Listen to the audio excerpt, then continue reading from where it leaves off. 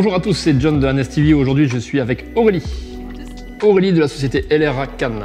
Aurélie a retapé cet appartement. Ce magnifique appartement qui était à la base un champ de mine. Et ce qu'elle aimerait, c'est faire une petite vidéo promotionnelle pour son site internet. Donc moi, je vais vous montrer un peu quel objectif j'utilise, pourquoi j'utilise tel cadrage, pourquoi pas d'autres, est-ce qu'il faut embellir les lieux ou pas. Donc il n'y a pas de règles essentielles, mais voilà, on va voir tout ça de suite.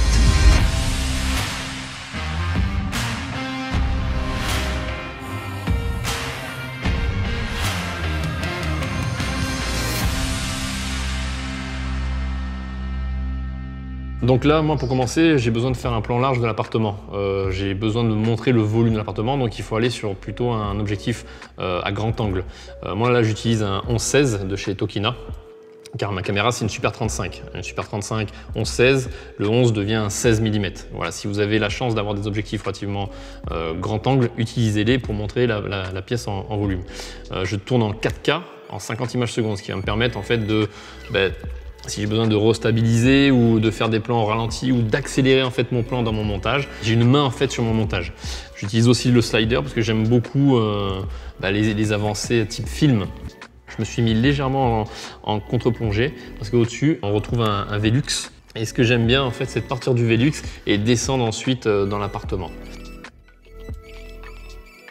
Donc là, j'ai changé mon cadrage. N'hésitez pas à varier de cadre pour avoir beaucoup plus de matière en post-production. Moi, j'ai choisi ce cadre-là, c'est mon autre angle de pièce. Donc en général, on peut toujours faire les 4 angles de pièce au plan large, ce qui va permettre aussi de montrer le volume de la pièce. Ce que j'aime beaucoup, c'est qu'on a une rentrée en fait des Velux et on a une autre perspective aussi de la pièce. On découvre aussi le canapé qui est là, on découvre l'escalier montant, ce qu'on ne découvre pas sur l'autre plan.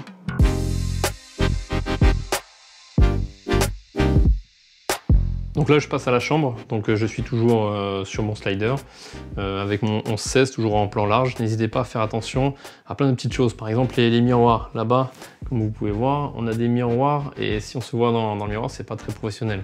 Donc le but, c'est voilà, essayer d'avoir un œil à peu près un peu de partout. N'hésitez pas aussi à ce que le lit soit carré. Souvent, je vois des vidéos où le lit il est tout débraillé, c'est pas très beau esthétiquement. Faites attention à ces petits gestes-là. C'est toujours un plus. Ça prend 2 secondes. Vous refaites le lit et voilà, ça paraît plus propre. Pareil pour les oreillers. Il faut toujours qu'il y ait de la matière en fait dans votre image. Faut que ça apporte quelque chose. Si c'est vide, c'est pas intéressant et ça fait très. Les gens vont peut-être se sentir quand ils vont voir la vidéo, ils vont peut-être se sentir un peu frustrés et se dire, ok, l'appartement il est grand et tout, mais ça manque de vie en fait dans cet appartement. Après, tout dépend aussi si c'est un appartement qui sera en location ou si c'est un appartement qui sera dans le but de la vente.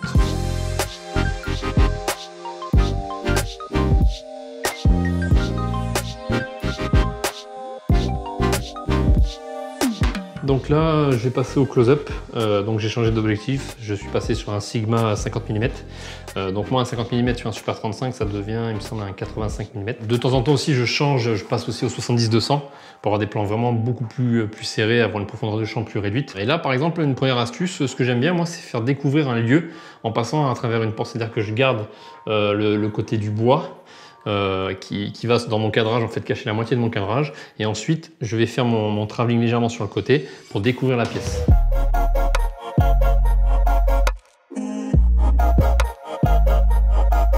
Donc les amis, merci d'avoir suivi cette vidéo. On arrive à la fin. Je vais vous faire un petit récapitulatif de ce qui s'est passé. On a commencé par quoi? Donc déjà, on a regardé les lieux.